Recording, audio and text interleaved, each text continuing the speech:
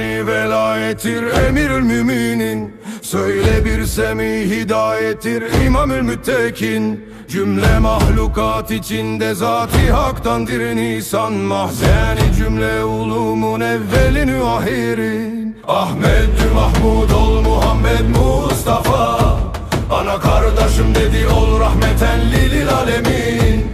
Cümle aşab ortasında fazlini zar etti hak. Alemin farine ol oldu vasiyü hem yakın. La feta illa lila, seyfe illa zülfikar. La feta illa lila, seyfe illa zülfikar. İsmu medin can ile zikretti Cibril emin. Ahmet'in kay makami, efdalinden Ali'nin. Babi ilimimdir deyu buyurdu Hatmül Mürselin. Ey meyyez, ey aşk oldu desem.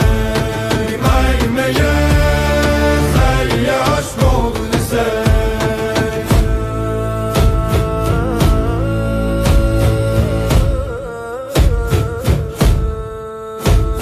İkimiz bir nardan halkız dedi hayırlı beser. Kiman insanında münzeldir bu Kur'an-ı mübin.